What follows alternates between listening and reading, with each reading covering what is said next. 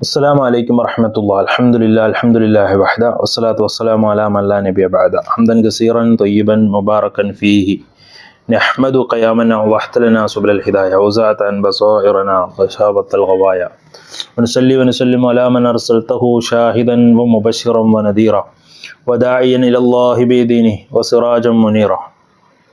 സ്നേഹം നിറഞ്ഞ സത്യവിശ്വാസികളെ, സത്യവിശ്വാസിനികളെ, പരിശുദ്ധ ഖുർആന്റെ പഠിതാക്കളെ, സൂറത്തുൽ അഹ്സാബ് 73 വചനങ്ങളാണ്. ആ 73 വചനങ്ങളുടെ വാക്കർത്ഥവും അർത്ഥവും അതിൻ്റെ ചെറിയ വിശദീകരണങ്ങളുമാണ് നമ്മൾ കഴിഞ്ഞ ക്ലാസ് വരെ പഠിച്ചിട്ടുണ്ടായിരുന്നത്.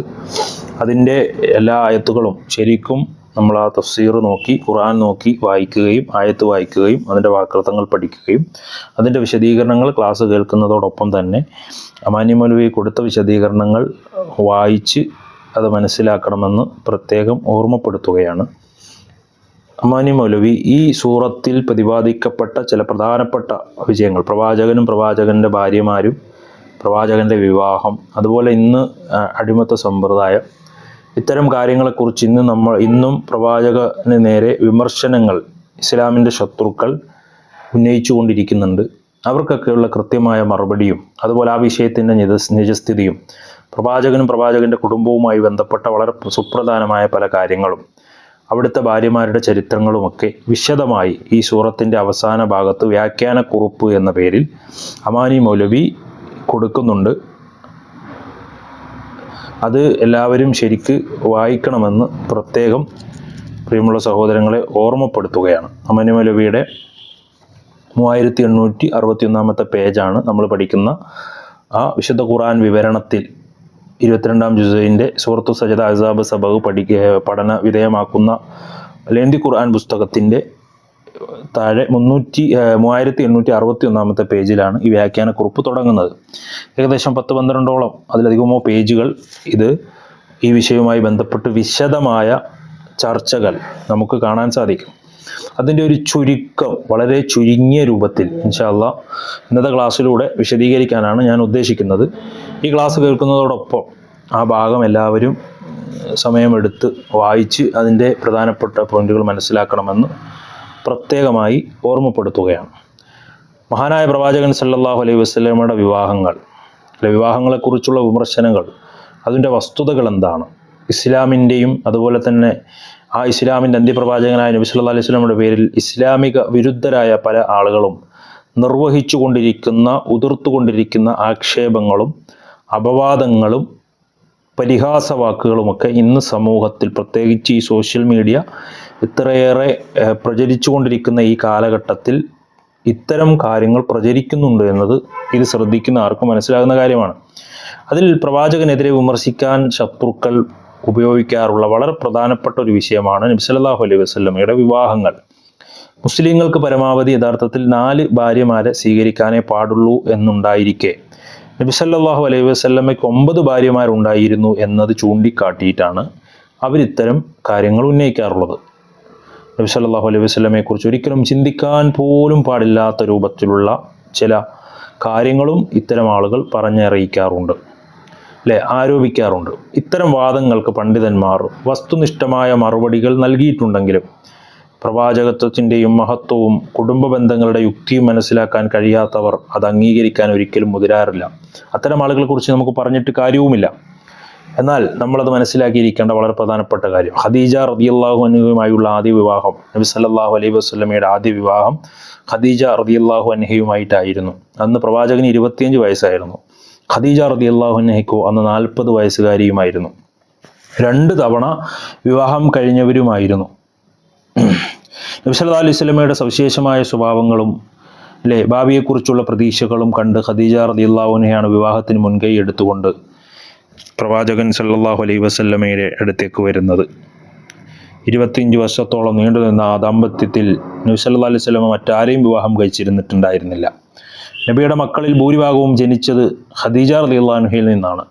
ഖദീജ റളിയല്ലാഹു അൻഹയുടെ വിയോഗത്തിന് ശേഷം നബി സല്ലല്ലാഹു അലൈഹി വസല്ലമ അവരെ ഓർക്കുകയും പ്രശംസിക്കുകയും ഒക്കെ ചെയ്തിട്ടുണ്ട് എന്നത് ഹദീസുകളിൽ കാണാൻ സാധിക്കും. അതുപോലെ തന്നെ മറ്റു വിവാഹങ്ങളുടെ പൊതുവായ കാരണങ്ങൾ ഇസ്ലാമിക നിയമങ്ങളുടെ പ്രായോഗികത, ഇസ്ലാം ജീവിതത്തിൻ്റെ എല്ലാ വശങ്ങളെയും സ്പർശിക്കുന്നതായതുകൊണ്ട് തന്നെ നബി സല്ലല്ലാഹു അലൈഹി വസല്ലമയുടെ ജീവിതം കാലദേശ ഭേദമന്യേ ലോകാവസാനം വരെ മാതൃകയാക്കണം എന്നതാണ്. വിവാഹവും കുടുംബജീവിതവുമായി ബന്ധപ്പെട്ട നിയമങ്ങൾ അവിടുത്തെ പത്നിമാർ മുഖേന മാത്രമേ വിശ്വാസികൾക്ക് നേരിട്ട് മനസ്സിലാക്കാൻ സാധിക്കുകയുള്ളൂ. സ്ത്രീകളുടെയും അതുപോലെ തന്നെ അവരുടെ വിദ്യാഭ്യാസം, അക്കാലത്ത് സ്ത്രീകൾ മതം പഠിക്കൽ പ്രത്യേക സ്ഥാപനങ്ങളില്ലായിരുന്നു. നബിയുടെ പത്നിമാർ സത്യവിശ്വാസികളുടെ മാതാക്കളായി മദീന പള്ളിയിലെ പരിസരങ്ങളിൽ താമസിച്ചിരുന്ന സ്ത്രീകളുടെ അധ്യാപകരായി പ്രവർത്തിച്ചു.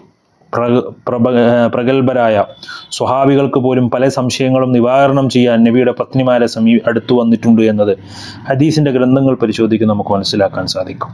ഗോത്ര സൗഹൃദവും സാമൂഹ്യമായ സുരക്ഷയും അറബ് ഗോത്രങ്ങൾക്കിടയിലെ വിവാഹബന്ധം സ്ഥാപിക്കുന്നത് ശത്രുത കുറയ്ക്കാനും സൗഹൃദം വളർത്താനും വരെ സഹായിച്ചു. ദരിദ്രരും അനാഥരുമായ സ്ത്രീകളെ സംരക്ഷിക്കാനും അവർക്ക് സാമൂഹ്യമായ അന്തസ്സ് നൽകാനും ഈ വിവാഹങ്ങൾ വഴിയൊരുക്കി എന്നതാണ് ചരിത്രം. സമൂഹത്തിൻ്റെ സഹകരണം, നബിയുടെ കുടുംബവുമായി വിവാഹബന്ധത്തിൽ ഏർപ്പെടുന്നത് അക്കാലത്ത് സ്വഹാബാക്കൾക്ക് വലിയ അഭിമാനമായിരുന്നു എന്നത് അത് കുടുംബങ്ങളെ തമ്മിൽ കൂടുതൽ അടുപ്പിക്കും എന്നത് നമുക്ക് കാണാൻ സാധിക്കും. അള്ളാഹു അനുവദിച്ച കാര്യങ്ങളിൽ ചോദ്യം ചെയ്യുവാനോ വിധി കൽപ്പിക്കുവാനോ ലോകത്ത് ആർക്കും അധികാരമില്ല എന്നത് നമ്മൾ തിരിച്ചറിയണം. നബി സല്ലല്ലാഹു അലൈഹി വസല്ലം അള്ളാഹുവിൻ്റെ കൽപ്പനകൾക്ക് വിരുദ്ധമായ ഒരു വിവാഹവും ചെയ്തിട്ടില്ല. അള്ളാഹു ഒരു കാര്യം അനുവദിക്കുകയോ നിരോധിക്കുകയോ ചെയ്താൽ അതിലെ യുക്തിയെ തേടുകയല്ലാതെ അത് വിമർശിക്കുകയല്ല വേണ്ട എന്ന അടിസ്ഥാന ബോധം സത്യവിശ്വാസികൾ എന്ന നിലക്ക് നമ്മൾ ഓരോരുത്തരും നേടിയെടുക്കാൻ പ്രത്യേകം ശ്രദ്ധിക്കണം എന്ന് ഓർമ്മപ്പെടുത്തുകയാണ്. പ്രവാചകന്റെ പത്നിമാരെ കുറിച്ച് നമ്മൾ നോക്കിയാൽ വിവാഹത്തിന്റെ പശ്ചാത്തലവും അതിൻ്റെ യുക്തിയും നബി സല്ലല്ലാഹു അലൈഹി വസല്ലമയുടെ വിവാഹങ്ങൾ ഓരോന്നും സാമൂഹ്യമായ സുരക്ഷയ്ക്കും ദീനീപരമായ അറിവ് പകരുന്നതിനും ഗോത്രങ്ങൾ തമ്മിലുള്ള ഐക്യത്തിനുമൊക്കെ മുൻപന്തി ഉണ്ടായിരുന്നു എന്നത് ഞാൻ പറഞ്ഞുവല്ലോ. അതുപോലെ തന്നെ അത്തരത്തിലുള്ള പല വിവാഹങ്ങളും ഇപ്പം നോക്കൂ നിങ്ങൾ, സൗദ ബിന്ത് സംഅ ഒന്നാമതായി മനുവലിയോടെ കൊടുക്കുന്നുണ്ട്. ആ ഭാര്യയെക്കുറിച്ച്, ആ ഭാര്യ അബസീനിയയിലേക്ക് ഹിജറ പോയ സ്വഹാബിയായിരുന്നു. സക്രാൻ റളിയല്ലാഹു അൻഹുവിൻ്റെ പത്നിയായിരുന്നു സൗദ റളിയല്ലാഹു അൻഹ. ഭർത്താവിൻ്റെ മരണശേഷം മതസംരക്ഷണാർത്ഥം നാടുവിട്ട വിധവയായ സൗദ റളിയല്ലാഹു അൻഹയെ സംരക്ഷിക്കാൻ നബി സല്ലല്ലാഹു അലൈഹി വസല്ലമ വിവാഹം കഴിക്കുകയായിരുന്നു. ആ വിവാഹം മതപരമായ ബാധ്യത നിറവേറ്റുന്നതോടൊപ്പം സൗദ റളിയല്ലാഹു അൻഹയുടെ കുടുംബത്തിൽ നിന്നുള്ള പീഡനങ്ങളിൽ നിന്ന് അവരെ രക്ഷിക്കുക കൂടി ചെയ്യുകയായിരുന്നു എന്നത് നമുക്ക് കാണാൻ സാധിക്കും. അതുപോലെ തന്നെ വിശദമായി അത് അമാനി മൗലവി ആ വനിതയെക്കുറിച്ച് കൊടുത്തിട്ടുണ്ട്. രണ്ടാമത് കൊടുക്കുന്നത് ആയിഷ ബിബിയാണ്. ആയിഷ ബിന്ത് അബൂബക്കർ സിദ്ദീഖ് റളിയല്ലാഹു അൻഹയാണ്. നബി സല്ലല്ലാഹു അലൈഹി വസല്ലമയ്ക്ക് ഏറ്റവും പ്രിയപ്പെട്ട ഒരു പത്നിയാണ് ആയിഷ റളിയല്ലാഹു അൻഹ. അബൂബക്കർ റളിയല്ലാഹു അൻഹുവിനോടുള്ള നബിയുടെ സ്നേഹവും അദ്ദേഹം ഇസ്ലാമിന് വേണ്ടി ചെയ്ത സേവനങ്ങളും വലിയൊരു ഘടകമാണെന്ന് നമുക്കറിയാം. അത്ര വലിയ സ്വാഹിബായിരുന്നു അബൂബക്കർ റളിയല്ലാഹു അൻഹു. ഇസ്ലാമിക വിജ്ഞാന ശാഖയിൽ ആയിഷ റളിയല്ലാഹു അൻഹ നൽകിയ സംഭാവന, ആയിഷ റളിയല്ലാഹു അൻഹയിൽ നിന്ന് ഉദ്ധരിക്കപ്പെടുന്ന ഹദീസുകൾ തന്നെ നമുക്ക് കാണാൻ സാധിക്കും. ഏത് ഹദീസുകൾ എടുത്താലും പല ഹദീസുകളിലും നമ്മൾ കാണുന്നത് ആയിഷ റളിയല്ലാഹു അൻഹ എന്നാണ്. ആയിഷ റളിയല്ലാഹു അൻഹ നിന്ന് റിപ്പോർട്ട് ചെയ്ത സംഭവം, നബിയുടെ ജീവിതം അതുപോലെ ഒപ്പിയെടുക്കാൻ ശ്രമിച്ച, ലോകത്തിന് പകർന്നു നൽകിയ വലിയ ഒരു മഹിതയാണ് ആയിഷ റളിയല്ലാഹു അൻഹ. ഖുർആൻ വ്യാഖ്യാനം, നബിചര്യ, ചരിത്രം, അതുപോലെ തന്നെ വൈദ്യം, രാഷ്ട്രീയപരമായ കാര്യങ്ങൾ തുടങ്ങിയ മേഖലകളിലെല്ലാം അവർ വലിയ പണ്ഡിതയായിരുന്നു എന്നത് ആയിഷ റളിയല്ലാഹു അൻഹയുടെ മഹത്വം നമുക്ക് പ്രിയമുള്ള സഹോദരങ്ങളെ ആ സ്ഥലങ്ങളിലൊക്കെ കാണാൻ സാധിക്കും. മഹാനായ അബൂബക്കർ സിദ്ദീഖ് റളിയല്ലാഹു അൻഹുവുമായിട്ടുള്ള അങ്ങേയറ്റത്തെ ആ ബന്ധവും അവിടുത്തെ സ്നേഹവും അവിടുത്തെ ഏറ്റവും പ്രിയപ്പെട്ട സ്വാഹിബും ഹിജറയുടെ വേളകളിൽ കൂടെ ഉണ്ടായിരുന്ന വ്യക്തിയും ഒക്കെയായിരുന്നു അവരുടെ മകളായിരുന്ന ആയിഷ റളിയല്ലാഹു അൻഹയും. പ്രവാചകന്റെ ജീവിതവും എല്ലാ പുരുഷന്മാർക്കും സ്ത്രീകൾക്കും വിവാഹം കഴിച്ച ദമ്പതികൾക്ക് ജീവിതത്തിലെ ഏറ്റവും വലിയ മാതൃകയായി ഇന്നും നമുക്ക് വായിച്ചെടുക്കാൻ സാധിക്കും. അതുപോലെ ഒരു ജീവിതം ലോകത്തിൻ്റെ ചരിത്രത്തിൽ തന്നെ നമുക്ക് കാണുക സാധ്യമല്ല. അതാണ് പ്രവാചകൻ സല്ലല്ലാഹു അലൈഹി വസല്ലമയും ആയിഷ റളിയല്ലാഹു അൻഹയും തമ്മിലുള്ള വിവാഹവുമായി ബന്ധപ്പെട്ട് നമുക്ക് കാണാൻ സാധിക്കുന്നത്. അതുപോലെ തന്നെ മൂന്നാമത്തെ ആള് ഹഫ്സത്ത് ബിന്ത് ഉമറാണ്. ഹഫ്സ റളിയല്ലാഹു അൻഹു ഉമർ റളിയല്ലാഹു അൻഹുവിൻ്റെ മകളാണ്. രണ്ടാം ഖലീഫായ ഉമർ ഖത്താബ് റളിയല്ലാഹു അൻഹുവിൻ്റെ മകൾ. ആദ്യ ഭർത്താവ് ബദർ യുദ്ധത്തിൽ മരണപ്പെട്ടു. വിധവയായ ഹഫ്സ റളിയല്ലാഹു അൻഹുക്ക് മാന്യമായ ഒരു വിവാഹ ജീവിതം ഉറപ്പിക്കാൻ നബി സല്ലല്ലാഹു അലൈഹി വസല്ലം അവർ വിവാഹം കഴിച്ചു. ഈ വിവാഹം ഉമർ റളിയല്ലാഹു അൻഹുവിനെയും ജീവിതത്തിൽ വലിയ സമാധാനവും ആശ്വാസവും ഉണ്ടാവുകയും ഇസ്ലാമിക സമൂഹം തമ്മിലുള്ള ബന്ധം കൂടുതൽ ദൃഢമാക്കുകയും ചെയ്തു എന്നതാണ് ഹഫ്സ റളിയല്ലാഹു അൻഹയുടെ വിവാഹവുമായി ബന്ധപ്പെട്ട് ചരിത്രത്തിൽ നമുക്ക് കാണാൻ സാധിക്കുന്നത്. അത് ഉമർ റളിയല്ലാഹു അൻഹുവിന് നേടിയെടുത്ത വലിയ ധൈര്യവും അതുപോലെ തന്നെ ആശ്വാസവും സമാധാനവുമൊക്കെ ഉമർ റളിയല്ലാഹു അൻഹുവിൻ്റെ പിന്നീടുള്ള ജീവിതത്തിലും നമുക്ക് കാണാൻ സാധിക്കും. അതുപോലെ തന്നെ നാലാമത്തെ ഭാര്യ എന്ന് പറയുന്നത് ഉമ്മു സലമ റളിയല്ലാഹു അൻഹയാണ്. ഉമ്മു സലമ റളിയല്ലാഹു അൻഹുവിനെ കുറിച്ച് ഉമ്മു സലമ ബിന്ത് അബി ഉമയ്യ, ഭർത്താവ് അബൂ സലമ റളിയല്ലാഹു അൻഹുവിൻ്റെ മരണശേഷം അനാഥരായ മക്കളുമായി കഴിഞ്ഞിരുന്ന വിധവയായിരുന്നു ഉമ്മു സലമ റളിയല്ലാഹു അൻഹ. അനാഥരായ കുട്ടികളെയും അതുപോലെ തന്നെ അവരെയും സംരക്ഷിക്കുക എന്ന ലക്ഷ്യത്തോടെയാണ് നബി സല്ലല്ലാഹു അലൈഹി വസല്ലം അവരെ വിവാഹം കഴിക്കുന്നത് എന്ന് നമുക്ക് കാണാൻ സാധിക്കും. അതുപോലെ തന്നെ അത് വിശദമായിട്ട് അമാനു മൗലവി കൊടുത്തിട്ടുണ്ട്. അവിടുത്തെ ചരിത്രങ്ങളൊക്കെ, അവിടുത്തെ ബന്ധങ്ങളെ കുറിച്ചിട്ടുള്ള സംഭവങ്ങളൊക്കെ ആ ഭാഗം പ്രത്യേകമായി നമ്മൾ പ്രത്യേകം മനസ്സിലാക്കണം. ഉമ്മു സലമ റളിയല്ലാഹു അൻഹയുടെ മരണം ഹിജ്റ 59 നടക്കുന്നത്. മരിക്കുമ്പോൾ വളരെ വയസ്സു ചെന്ന ഒരു വൃദ്ധയായിരുന്നു അവരെന്ന് കാണാൻ സാധിക്കും. ഇതൊക്കെയാണ് അതുമായി ബന്ധപ്പെട്ട് നമ്മൾ മനസ്സിലാക്കേണ്ടത്. അതുപോലെ തന്നെ അഞ്ചാമത്തെ മറ്റൊരു ഭാര്യ സൈനബ് ബിന്ത് ജഹ്ഷ് റളിയല്ലാഹു അൻഹ, ഹിജ്റ 5-ാം വർഷം 5-ാം വർഷത്തിൽ നടന്ന വിവാഹം ജാഹിലിയ കാലഘട്ടത്തിലെ തെറ്റായ പാരമ്പര്യങ്ങളെ തിരുത്താൻ സഹായിച്ചു. നമ്മൾ ഈ സൂറത്തിൻ്റെ പഠനത്തിൽ ആ ഭാഗം വിശദീകരിച്ചിട്ടുണ്ട്.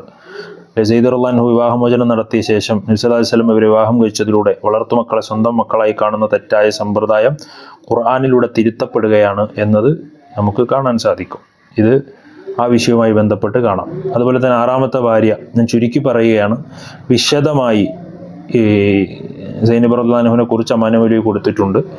അവിടെ കാണാം സൈനബിനേക്കാൾ മതകാര്യത്തിൽ നല്ലവളും അള്ളാഹുവിനെ ഭയപ്പെടുന്നവളും വർത്തമാനത്തിൽ സത്യം പാലിക്കുന്നവളും കുടുംബബന്ധം പാലിക്കുന്നവളും വലിയ ദാനധർമ്മങ്ങൾ ചെയ്യുന്നവളും അള്ളാഹുവിനെ ഉദ്ദേശിച്ചുള്ള പുണ്യകർമ്മങ്ങളിലും ദാനധർമ്മങ്ങളിലും ശരീരം മുഷിഞ്ഞിറങ്ങുന്നവളും സ്ത്രീകളെ വേറെ ഉണ്ടായിരുന്നില്ല എന്ന് ആയിഷ റളിയല്ലാഹു അൻഹ സൈനബ് റളിയല്ലാഹു അൻഹുവിനെ കുറിച്ച് പ്രശംസിച്ചുകൊണ്ട് പറഞ്ഞതായി നമുക്ക് കാണാൻ സാധിക്കും. ഹിജ്റ 20-ലോ 21-ലോ ആയിരുന്നു അവരുടെ മരണം, ആ മഹദയുടെ മരണം. നബി സല്ലല്ലാഹു അലൈഹി വസല്ലം പത്നിമാരിൽ ആദ്യം മരണപ്പെട്ടത് സൈനബ് റളിയല്ലാഹു അൻഹു ആയിരുന്നു എന്നത് നമുക്ക് കാണാൻ സാധിക്കും. ആറാമത്തെ വ്യക്തി ജുവൈരിയ റളിയല്ലാഹു അൻഹയാണ്. ജുവൈരിയ റളിയല്ലാഹു അൻഹയെ കുറിച്ച്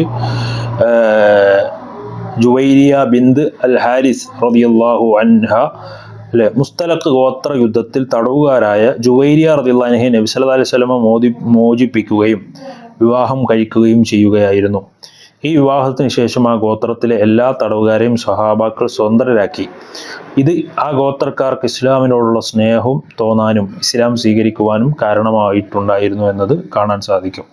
ഈ വിവാഹത്തോടു കൂടി തിരുമേനിയുടെ ബന്ധുക്കളായി തീർന്ന മുസ്തലഖ് ഗോത്രക്കാരിൽ നിന്ന് യുദ്ധത്തിന് ബന്ധനത്തിലാക്കപ്പെടുകയും പടയാളികൾക്കിടയിൽ വിഹിതം ചെയ്യപ്പെടുകയും ചെയ്തിരുന്ന എല്ലാവരെയും ഒന്നൊഴിയാതെ സഹാബാക്കൾ സ്വതന്ത്രരാക്കി വിട്ടുകൊടുക്കുകയും പ്രവാചകൻ സല്ലല്ലാഹു അലൈഹി വസല്ലമയോട് വിവാഹബന്ധമുള്ള ഒരു കുടുംബത്തിൻ്റെ അംഗങ്ങളെ അധീനത്തിൽ വെക്കാൻ ഇവർ ഇഷ്ടപ്പെട്ടില്ല. അതുമാത്രമല്ല മുസ്തലഖ് ഗോത്രം സന്തോഷകാദിത്തൽ അള്ളാഹുവിന് നന്ദിയായി ഒന്നടങ്കം ഇസ്ലാം അംഗീകരിക്കുകയും ചെയ്തു എന്നതാണ് നമുക്ക് കാണാൻ സാധിക്കുന്നത് ജുവൈരിയ റളിയല്ലാഹു അൻഹയുടെ ചരിത്രത്തിൽ. അതുപോലെ തന്നെ ഏഴാമത്തത് ആരാണ്? ഉമ്മു ഹബീബ ബിന്ത് അബി സുഫിയാൻ റംല റളിയല്ലാഹു അൻഹു എന്ന ഉമ്മു ഹബീബ റളിയല്ലാഹു അൻഹയാണ്. അബൂ സുഫിയാന്റെ മകളായിരുന്നു ഉമ്മു ഹബീബ റളിയല്ലാഹു അൻഹ. ഇസ്ലാം സ്വീകരിച്ചതിനെ തുടർന്ന് കുടുംബത്തിൽ നിന്ന് വലിയ പ്രതിസന്ധികൾ നേരിടേണ്ടി വന്നു. അബിസീനിയയിൽ വെച്ച് ഭർത്താവ് ക്രിസ്തുമതം സ്വീകരിച്ചപ്പോഴും ഇസ്ലാമിൽ ഉറച്ചു നിന്ന് അവരെ നബി സല്ലല്ലാഹു അലൈഹി വസല്ലം വിവാഹം കഴിച്ചു സംരക്ഷണം നൽകുകയാണ് ഉണ്ടായിരുന്നത് എന്ന് നമുക്ക് കാണാൻ സാധിക്കും. അബിസീനിയ ചക്രവർത്തിയായിരുന്ന നജ്ജാശി ഇസ്ലാമിലേക്ക് ക്ഷണിച്ചുകൊണ്ടുള്ള കത്തുമായി നബി സല്ലല്ലാഹു അലൈഹി വസല്ലം ദൂതനെ അയക്കുകയും നജ്ജാശി മുസ്ലിം ആവുകയും ചെയ്തു. അദ്ദേഹം തിരുമേനിക്ക് വേണ്ടി ഉമ്മു ഹബീബയ്ക്ക് 400 ദീനാർ പൊൻപണം അത് മഹർ നൽകിക്കൊണ്ട് ഉസ്മാൻ റളിയല്ലാഹു അൻഹുവിന്റെ സാന്നിധ്യത്തിലും നബി സല്ലല്ലാഹു അലൈഹി വസല്ലമയ്ക്ക് വേണ്ടി അവർ വിവാഹകർമ്മം നടത്തപ്പെട്ടു. ആ ഹിജ്റയിൽ ഉസ്മാൻ റളിയല്ലാഹു അൻഹുവും പങ്കെടുത്തിരുന്നു. പ്രവാചകൻ സല്ലല്ലാഹു അലൈഹി വസല്ലമയുടെ ആവശ്യപ്രകാരം നമുക്ക് കാണാൻ സാധിക്കും. ഉമ്മു ഹബീബ തിരുമേനിയുടെ അടുക്കിലേക്ക് മടങ്ങുകയും ചെയ്തു. ഏകദേശം ഹിജ്റ 6-ാം കൊല്ലത്തിലാണ് ഈ സംഭവം ഉണ്ടായിട്ടുള്ളത്. ഹിജ്റ വർഷം 44 ആ മഹിദ ഈ ലോകത്തുനിന്ന് ഇഹലോകവാസം വെടിഞ്ഞ് പരലോകത്തേക്ക് യാത്രയായി എന്നതാണ് നമ്മൾ കാണുന്നത്. എട്ടാമത്തെ ഭാര്യയെക്കുറിച്ച് കാണുന്നത് സഫിയ റളിയല്ലാഹു അൻഹു ആണ്. സഫിയ ബിന്ത് ഹുയൈ എന്നാണ് അവിടുത്തെ പേര്. ഖൈബർ യുദ്ധത്തിൽ തടവുകാരാക്കപ്പെട്ട നദീർ ഗോത്രത്തിൽ ഹുയൈൻ്റെ മകളായിരുന്നു സഫിയ റളിയല്ലാഹു അൻഹ. ഒരു ഗോത്ര നേതാവിൻ്റെ മകൾക്ക് ജീവിതം നയിക്കേണ്ടി വരുന്നത് ഒഴിവാക്കാനായി നബി സല്ലല്ലാഹു അലൈഹി വസല്ലമ അവരെ മോചിപ്പിച്ച് വിവാഹം കഴിക്കുകയായിരുന്നു എന്നത് നമുക്ക് കാണാൻ സാധിക്കും. ഹിജ്റ 7-ാം കൊല്ലത്തിൽ നബിയെ സഫിയ റളിയല്ലാഹു അൻഹയെ വിവാഹം ചെയ്യുകയായിരുന്നു എന്ന് നമുക്ക് കാണാൻ സാധിക്കും.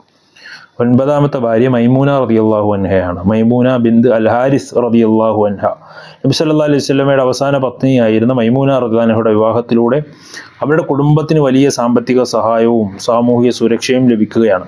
ഇത് മൈമൂന റളിയല്ലാഹു അൻഹയുടെ കുടുംബത്തിൻ്റെ ദാരിദ്ര്യം മാറാനും മുസ്ലിങ്ങളുള്ള അവരുടെ ഭീതി അകറ്റാനും കാരണമാവുകയാണ്. നബി സല്ലല്ലാഹു അലൈഹി വസല്ലം വിവാഹങ്ങൾ എല്ലാം കേവലം വ്യക്തിപരമായ താല്പര്യങ്ങൾക്കല്ല ഉണ്ടായിരുന്നത്, മറിച്ച് പ്രബോധനം, ഇസ്ലാമിക സേവനം, അനാഥ സംരക്ഷണം, ശത്രുത അകറ്റൽ തുടങ്ങിയ ഉന്നതമായ ലക്ഷ്യങ്ങൾ മുന്നിൽ കണ്ടുകൊണ്ടാണ് അവിടുത്തെ വിവാഹങ്ങളൊക്കെ നടന്നിട്ടുണ്ടായിരുന്നത് എന്ന് കാണാൻ സാധിക്കും. നബി സല്ലല്ലാഹു അലൈഹി വസല്ലമയുടെ വിവാഹങ്ങളെക്കുറിച്ചുള്ള വിമർശനങ്ങളും അവയ്ക്കുള്ള വ്യക്തമായ മറുപടികളും ഒക്കെയാണ് ഈ ഭാഗത്തുങ്ങൾ കാണുന്നത്. വിമർശനങ്ങളെല്ലാം വെറും പൊയ്കളായി മാറുകയാണ്. നബി സല്ലല്ലാഹു അലൈഹി വസല്ലം വിവാഹങ്ങൾ വെറും ലൗകികമായ താല്പര്യങ്ങളോ മുൻനിർത്തിയല്ല എന്നും ചരിത്രമായ തെളിവുകൾ തന്നെ വ്യക്തമാക്കി നൽകുകയാണ്. ഓരോ വിവാഹത്തിൻ്റെ പിന്നിലും വലിയ ഉദ്ദേശ ലക്ഷ്യങ്ങളാണ് കാണുന്നത്. ഇസ്ലാമിൻ്റെ സാധാരണക്കാർക്ക് 4 ഭാര്യമാർ മാത്രമാണ് അനുവദിച്ചിട്ടുള്ളൂ എന്ന നിയമം നബി സല്ലല്ലാഹു അലൈഹി വസല്ലമയ്ക്ക് അവിടെ ബാധകമല്ല എന്നത് അള്ളാഹു പഠിപ്പിക്കുന്നുണ്ട്. അള്ളാഹുവിൻ്റെ പ്രത്യേക അനുമതി പ്രകാരം ചില നിയമങ്ങൾ നബി സല്ലല്ലാഹു അലൈഹി വസല്ലമയ്ക്ക് മാത്രമായി അനുവദിക്കപ്പെട്ടിരിക്കുന്നു എന്നതാണ് ഇതിലൂടെ നമുക്ക് കാണാൻ സാധിക്കുന്നത്. നബിയുടെ പത്നിമാർ അതീവ ദാരിദ്ര്യത്തിലും പ്രയാസങ്ങൾ സഹിച്ചും പ്രവാചകനോടൊപ്പം ജീവിക്കാൻ സന്നദ്ധരായവരാണ്. അള്ളാഹുവിനെയും റസൂലിനെയും പ്രീതി മാത്രമായിരുന്നു അവരുടെ ലക്ഷ്യം. അവരെ നബിയോടുള്ള ബന്ധത്തിൽ നിന്ന് പിരിച്ചെടുക്കുക എന്നത് അന്യായം മാത്രമാണ് എന്ന് നമുക്ക് മനസ്സിലാക്കാൻ സാധിക്കും. അതുകൊണ്ട് അള്ളാഹുവിൻ്റെ കൽപ്പനകൾ വിരുദ്ധമായി നബി ഒന്നും ചെയ്തിട്ടില്ല എന്ന് മാത്രമല്ല, ഖുർആനിലെ സൂറത്തുൽ അഹ്സാബിലെ 50-ാമത്തെ വചനം പ്രകാരം നബിക്ക് ചില പ്രത്യേക ആനുകൂല്യങ്ങൾ കൂടി അള്ളാഹു നൽകിയിട്ടുണ്ട് എന്ന് കാണാൻ സാധിക്കും. നബി സല്ലല്ലാഹു അലൈഹി വസല്ലമയുടെ മറ്റു പത്നിമാർ നബിയുടെ അവസാന കാലത്ത് അദ്ദേഹത്തിൻ്റെ കൂടെ 9 ഭാര്യമാർ ഉണ്ടായിരുന്നു എന്നാണ്. അവർക്ക് പുറമെ സൈനബ് ബിന്ത് ഹുസൈമ, ഖൗല ബിന്ത് ഹക്കീം എന്നിവരും നബിയുടെ പത്നിമാരായിരുന്നു. എന്നാൽ അവർക്ക് നബിക്ക് മുമ്പ് തന്നെ വഫാത്തായിരുന്നു അവർ കാണാൻ സാധിക്കും. പ്രവാചകന്റെ വിശാലത, പ്രവാചകന്റെ ജീവിതത്തെ സാധാരണക്കാരുടെ അളവുകോല് വെച്ച് അളക്കാൻ പാടില്ല എന്നും ഓരോ വിവാഹത്തിനും കൃത്യമായ യുക്തിയും രഹസ്യങ്ങളുമുണ്ട് എന്നും ഇതിലൂടെ നമുക്ക് മനസ്സിലാക്കാൻ കഴിയും. അതുകൊണ്ട് ഈ കാര്യങ്ങളൊക്കെ വിശദമായി ഈ ഭാഗങ്ങൾ വായിച്ച് ഇതിൻ്റെ പൂർണ്ണമായ വിശദീകരണങ്ങൾ മനസ്സിലാക്കണമെന്ന് വീണ്ടും ഒരിക്കൽ കൂടി ഓർമ്മപ്പെടുത്തുകയാണ്. അതുപോലെ തന്നെ അവനവലുവിൻ്റെ അവസാന ഭാഗത്ത് അടിമത്തത്തെക്കുറിച്ച് ചില കാര്യങ്ങൾ വിശദമായി നൽകുന്നുണ്ട്. അതും കൂടി നമ്മൾ മനസ്സിലാക്കണം. ഇസ്ലാമിലെ അടിമത്തത്തെക്കുറിച്ചും അതുമായി ബന്ധപ്പെട്ട വിമർശനങ്ങളെക്കുറിച്ചുമുള്ള പ്രധാനപ്പെട്ട ചില ആശയങ്ങളുണ്ട്. വിമർശനങ്ങളും ചില തെറ്റിദ്ധാരണകളും സമൂഹത്തിൽ ഇന്നും നടക്കുന്നുണ്ട്. ഇസ്ലാം പരിമിതമായ തോതിലെങ്കിലും അടിമത്തത്തെ അംഗീകരിക്കുന്നു എന്നത് ഇസ്ലാമിൻ്റെ ശത്രുക്കൾ പ്രധാനമായും ഉന്നയിക്കുന്ന ഒരാക്ഷേപമാണ്. മനുഷ്യനെ അടിമയാക്കുന്നത് മനുഷ്യത്തിന് യോജിച്ചതല്ലെന്നും തിരിച്ചറിവുള്ളത് കൊണ്ട് തന്നെ ആ വിഷയത്തിൽ മുസ്ലിങ്ങൾക്കിടയിൽ പോലും ആശയക്കുഴപ്പങ്ങൾ പലരും നിലനിൽക്കുന്നുണ്ട്. യഥാർത്ഥത്തിൽ ഇസ്ലാമിൻ്റെ സമീപനം എന്ന് പറയുന്നത് ഇസ്ലാമിൻ്റെ ആവിർഭാവകാലം കാലത്ത് അഥവാ ഉദയകാലത്ത് അറേബ്യയിൽ അടിമത്ത സമ്പ്രദായം വ്യാപിച്ചിരിക്കുന്ന ഒരു കാലഘട്ടത്തിലാണ് പ്രവാചകൻ അവിടേക്ക് വരുന്നത്. ഖുർആനിലും നബി സല്ലല്ലാഹു അലൈഹി വസല്ലമയുടെ വചനങ്ങളിലും അടിമകളെക്കുറിച്ച് പരാമർശങ്ങൾ ഉണ്ടെങ്കിലും ഇസ്ലാമിക വ്യവസ്ഥ അടിമത്തം അവസാനിപ്പിക്കുന്നതിലേക്കാണ് ലക്ഷ്യം വെക്കുന്നത് എന്ന് കാണാൻ സാധിക്കും. പ്രവാചകൻ സല്ലല്ലാഹു അലൈഹി വസല്ലമയുടെ കാലം അവസാനിക്കുമ്പോഴേക്കും അല്ലെങ്കിൽ ഉമർ റളിയല്ലാഹു അൻഹുവിൻ്റെ ഖിലാഫത്ത് ഇസ്ലാമിക സമൂഹത്തിൽ അടിമകളുടെ ആ ഒരിത് തീർന്നു പോയിരുന്നു എന്നതാണ് കാണുന്നത്. യുദ്ധവും അടിമകളും യുദ്ധത്തിൽ പലപ്പോഴും പിടിക്കപ്പെടുന്ന ആളുകളെ മോചിപ്പിക്കുകയോ നിബന്ധനകളോടെ വിട്ടയക്കുകയോ ചെയ്യുക എന്നതായിരുന്നു ഇസ്ലാമിൻ്റെ പൊതുവായ രീതി എന്ന് കാണാം. യുദ്ധത്തിലൊക്കെ തടവിലാക്കപ്പെടുന്നവരുടെ എണ്ണം വളരെ കുറവായിരുന്നു. ഇസ്ലാമിക ചരിത്രം പരിശോധിച്ചാൽ വിവിധ മാർഗങ്ങളിലൂടെ അടിമകൾക്ക് സ്വാതന്ത്ര്യം ലഭിച്ചിരുന്നു എന്ന് മനസ്സിലാക്കാം. അടിമകളുടെ അവകാശങ്ങൾ സ്വാതന്ത്ര്യം ലഭിക്കാതെ അടിമകളായി തുടരുന്നവർക്ക് ഇതര പൗരന്മാർ അനുഭവിക്കുന്നതിനേക്കാൾ മികച്ച സൗകര്യങ്ങളും സ്ഥാനമാനങ്ങളും ഇസ്ലാം ഉറപ്പു നൽകുന്നുണ്ടായിരുന്നു. അവരെ മോചിപ്പിക്കുന്നതിനെ പ്രേരിപ്പിക്കുകയും ചില സന്ദർഭങ്ങളിൽ നിർബന്ധമാക്കുകയും ചെയ്യുന്ന രീതികൾ ഇസ്ലാമിലുണ്ട്. മറ്റു മതഗ്രന്ഥങ്ങളുമായി താരതമ്യം ചെയ്താൽ ബൈബിളിലൊക്കെ നമുക്ക് കാണാൻ സാധിക്കും അടിമത്തത്തെക്കുറിച്ചുള്ള കടുത്ത നിർദ്ദേശങ്ങൾ മുന്നോട്ട് വെക്കുന്നുണ്ട്. എന്നാൽ ഇസ്ലാം ഈ സമ്പ്രദായത്തെ വളരെ പരിമിതമായ തോതിൽ മാത്രമാണ് അംഗീകരിച്ചിട്ടുള്ളത്. ഇസ്ലാം ആ നിലക്കുള്ള ഒരു അടിച്ചമർത്തലിൻ്റെയോ അടിമത്തത്തെ പ്രോത്സാഹിപ്പിക്കുന്നതോ ഒന്നുമല്ല എന്ന് കാണാൻ കഴിയും. പ്രവാചകൻ സല്ലല്ലാഹു അലൈഹി വസല്ലമയുടെ എല്ലാ നടപടിയും അള്ളാഹുവിൻ്റെ കൽപ്പനകൾക്ക് അനുസൃതമായിരുന്നു. ഇസ്ലാമിക ഭരണകൂടത്തിൻ്റെ ലക്ഷ്യം അള്ളാഹുവിലേക്ക് മനുഷ്യനെ അടുപ്പിക്കുക, അള്ളാഹുവിൻ്റെ അടിമകളാണ് ഈ ലോകത്തെ മുഴുവൻ മനുഷ്യരും എന്നതാണ് ഇസ്ലാം മുന്നോട്ട് വെക്കുന്ന ഏറ്റവും പ്രധാനപ്പെട്ട കാര്യം. മുൻ പ്രവാചകന്മാരുടെ കാലത്ത് അടിമത്തത്തിൻ്റെ സമ്പ്രദായം ഇല്ലായിരുന്നുവെന്ന് ചിലർ പറയാറുണ്ട്. വാസ്തവത്തിൽ അതവരുടെ അജ്ഞതയാണ് സൂചിപ്പിക്കുന്നത്. തൗറാത്തിലൊക്കെ ആ വിഷയവുമായി ബന്ധപ്പെട്ട വിശദീകരണങ്ങൾ ധാരാളമായി നമുക്ക് കാണാൻ സാധിക്കും. ഈ പറഞ്ഞതിൻ്റെ ചുരുക്കം എന്ന് പറഞ്ഞാൽ, ഇസ്ലാമിൻ്റെ അടിമത്തത്തെ പറ്റി വിമർശിക്കുന്നവർ ആദ്യമായി ഏതടിസ്ഥാനത്തിലാണ് അത് അംഗീകരിക്കപ്പെട്ടിട്ടുള്ളതെന്നും ഏതെല്ലാം നിലക്കാണ് കയ്യാളപ്പെട്ടിട്ടുള്ളതെന്നും നോക്കേണ്ടതുണ്ട്. തികച്ചും ന്യായവും ആവശ്യവുമായ തോതിൽ മാത്രമാണ് ഇസ്ലാം അതിന് അംഗീകാരം നൽകിയിട്ടുള്ളതെന്ന് മനസ്സിലാക്കാൻ നമുക്ക് കഴിയും. ഇതാണ് അതുമായി ബന്ധപ്പെട്ട് വളരെ ചുരുക്കി മനസ്സിലാക്കേണ്ടത്. അമാനി മൗലവി നമ്മൾ ഈ പഠിക്കുന്ന ഭാഗത്ത് അടിമത്തത്തെ സംബന്ധിച്ച് വളരെ വിശദമായി 4 പേജിൽ 4ഓളം പുറങ്ങളിലായി വിശദീകരിച്ചിട്ടുണ്ട്. ആ ഭാഗം നമ്മൾ കൂടുതൽ പഠനത്തിനായി മനസ്സിലാക്കുക. അല്ലാഹു സുബ്ഹാനഹു വ തആല അനുഗ്രഹിക്കുമാറാകട്ടെ. വആഖിറു ദഅവാനാ അൽഹംദുലില്ലാഹി റബ്ബിൽ ആലമീൻ. അസ്സലാമു അലൈക്കും വറഹ്മത്തുള്ളാഹി വബറകാതുഹു.